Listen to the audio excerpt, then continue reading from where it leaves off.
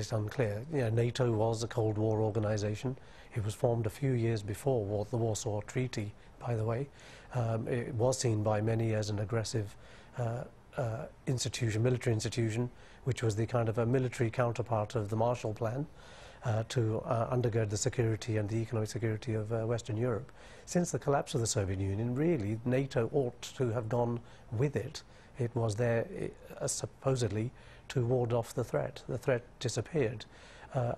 However, it suggests to me that there are other factors involved in the formation of Cold War organizations other than Soviet threats. That is, a degree to which you can say that within the United States and within the West there were aggressive and expansionist forces.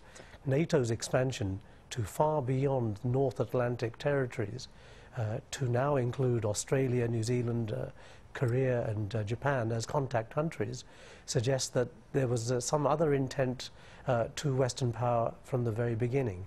So there's going to be a change in the role of organizations of that type. Hence my point about Madeleine Albright, who does think globally about the role of the United States and its key institutions and organizations. Doug Bondo, if I could just bring you back in on that issue of expansion of NATO, is that necessarily, in your view, a bad thing? Oh, I think it is today. I think that my view is the role of NATO was to protect the security, fundamental security of the United States and Europe. I think that bringing in countries now that have very little, effective military capability, but enormous potential for problems in terms of internal political problems, both Ukraine and Georgia, for example, as well as potential border disputes with Russia, which is a nuclear armed power. I mean, war with Russia would be something very different from war with Serbia or war with Iraq. That it's being done kind of willy-nilly, as if, quite frankly, the NATO was the EU promoting democracy and political stability. But in fact, it's a military alliance with an Article 5 measure willing to go to war. I think it's being done rather frivolously, pulling the alliance, both the United States and Europe, into potential conflict in areas where, frankly, their fundamental security really is not at stake. Okay. And it's, frankly, making the area more rather than less stable. Daniel Korski, is that fair? Do you think NATO can end up making areas less stable than they would be otherwise? I mean, there is a potential for that to happen, but we have to recognize that there's another side of this discussion, which is, are these countries, in fact, even ready to become part of NATO?